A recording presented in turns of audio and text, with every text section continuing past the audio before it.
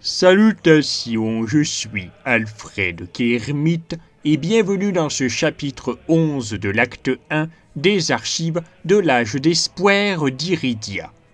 Nina Caleb s'était rendue à Espina sans plus tarder, parvenant à passer les contrôles de sécurité avec quelques sueurs froides.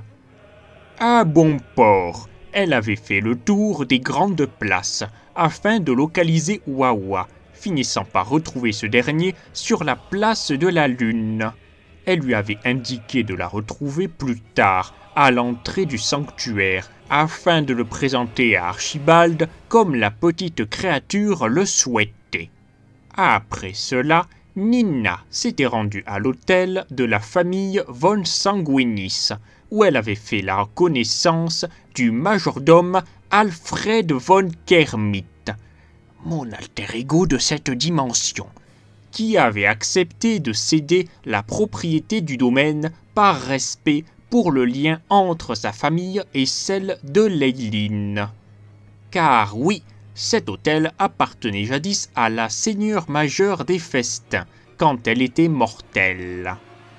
À la demande de sa maîtresse, l'assassine s'était rendue à la taverne de la Mouettrieuse à côté, où elle avait fait preuve d'une diplomatie fort appréciable, négociant des travaux de rénovation de cette bicoque pour en faire quelque chose de plus esthétique, en accord avec l'aspect de l'hôtel mitoyen. Retournant annoncer la nouvelle à Alfred et Leiline, ces derniers l'avaient conduit au coffre-fort caché afin de se rendre compte de l'immense richesse détenue par la famille von Sanguinis.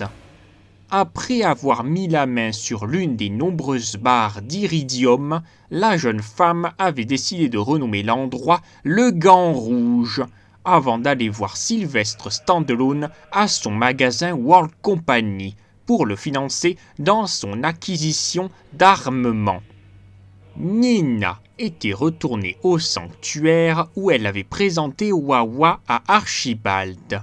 Ensemble, ils avaient étudié les écritures bizarres d'Elisa, rédigeant un bréviaire pouvant théoriquement mener en Imperia, le domaine des anciens dieux. Plus tard, Pat était arrivé pour effectuer une livraison, mais Cicéron, s'avisant que la tombe de la femme qu'il aimait jadis avait été pillée. Le bouffon avait révélé sa véritable forme démoniaque, arrachant un bras à Pat avant de disparaître avec le masque d'Astride. Après quelques jours, la jeune assassine avait été invitée à l'intérieur de la porte d'Archibald pour étudier des cristaux obtenus précédemment. Il en avait résulté la découverte d'un enregistrement du passé, datant du jour où le monde avait été anéanti par un blast provenant des dieux eux-mêmes.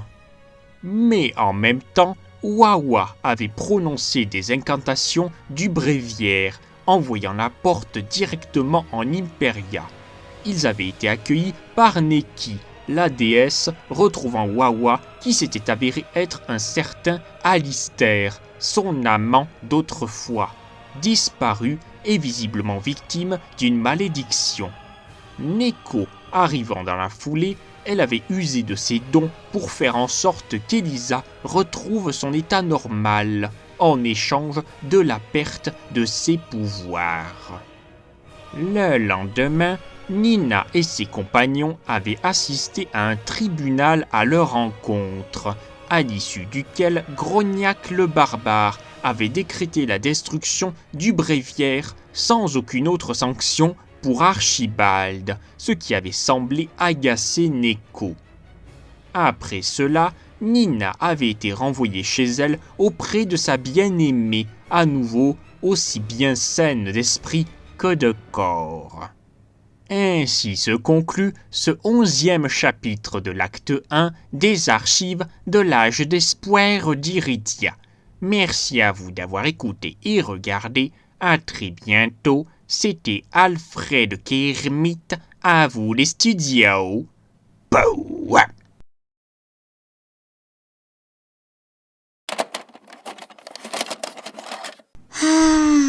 L'Imperia. L'Imperia, j'en reviens toujours pas. Moi, une simple mortelle, j'ai mis les pieds en Imperia.